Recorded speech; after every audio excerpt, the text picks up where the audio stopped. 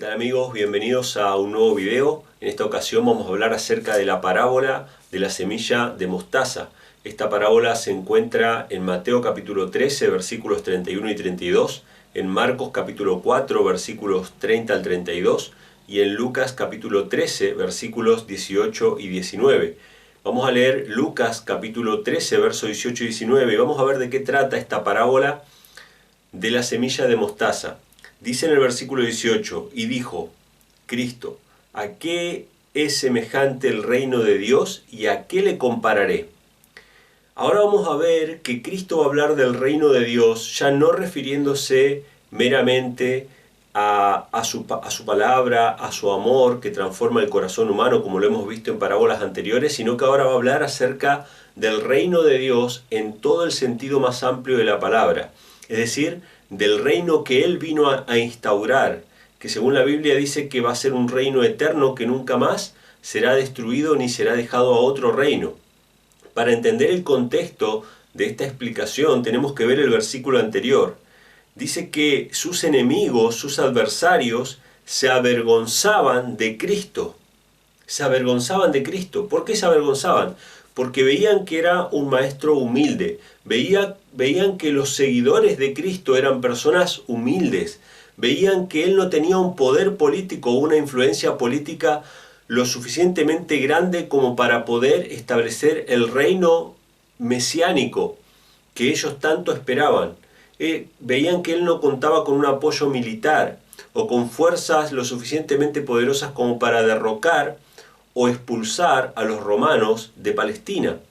Por lo tanto, ellos no consideraban a Cristo como el Mesías venidero. Ellos esperaban a un caudillo militar que los pudiera liberar del yugo de Roma y establecer el reino o el trono de David que había sido constantemente pisoteado por naciones extranjeras desde la época ya del Imperio Babilónico. Entonces veían a Cristo como un líder que no los podía representar como un Mesías.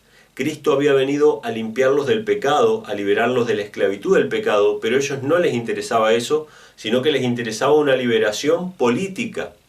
Esto es interesante porque nos trae acotación, nos trae al pensamiento cuáles son nuestros intereses hoy.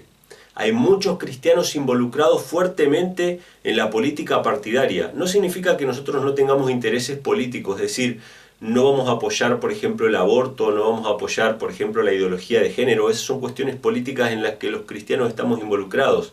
Pero hay muchos cristianos que están involucrados en política partidaria, lo cual deberíamos nosotros mantenernos al margen.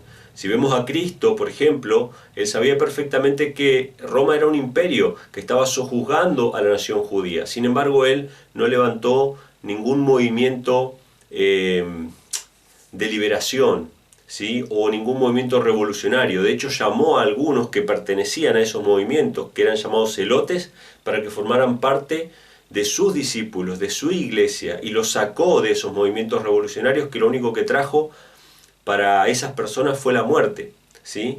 y la persecución.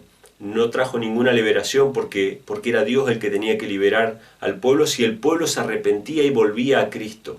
Entonces acá tenemos una cosa muy importante acerca del contexto de esta parábola. Entonces Cristo, no encontrando en los reinos terrenales nada que pudiera compararse con el reino de Dios, porque todos los reinos temporales han sido representados por bestias en la antigüedad que impusieron su dominio por la fuerza, y como el reino de Dios no es por la fuerza, no hay nada en el pasado ni en el futuro de los reinos mundanos que se pueda comparar al reino de Dios. Así que Él toma el ejemplo de la naturaleza, y en el versículo 19 dice: semejante es al grano de la mostaza, que tomándolo un hombre lo metió en su huerto y creció y fue hecho árbol grande, y las aves del cielo hicieron nido en sus ramas. El reino de Dios siempre tiene un comienzo pequeño, un comienzo humilde, pero la influencia y los resultados son de gran proporción, de proporción mundial. Los escribas y fariseos veían en Cristo a un humilde carpintero que no podía representar sus intereses. ¿Qué reino es este que viene a instaurar? ¿De qué naturaleza es este reino? que es contrario o diferente a todos los reinos mundanales. Sin embargo, con ese pequeño grupo se dio un mensaje a todo el mundo en muy pocas generaciones.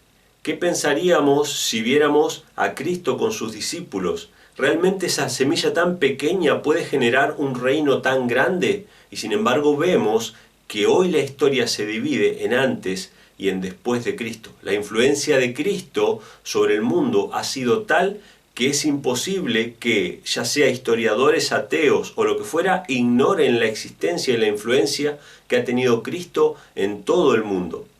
También podríamos hablar acerca del apóstol Pablo, una persona perseguida, sin embargo su influencia fue tremenda en todo el mundo conocido, en toda la Europa conocida.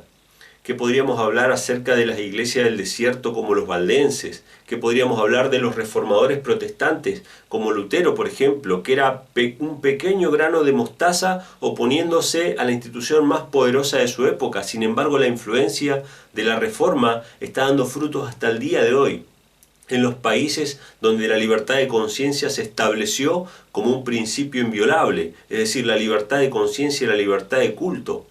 Una pequeña semilla, un pequeño grano de mostaza que parecía humilde, que parecía algo débil y vulnerable, Dios lo utilizó para que sea una gran influencia transformadora en todo el mundo. ¿Y qué hay de la iglesia de Dios en los últimos días?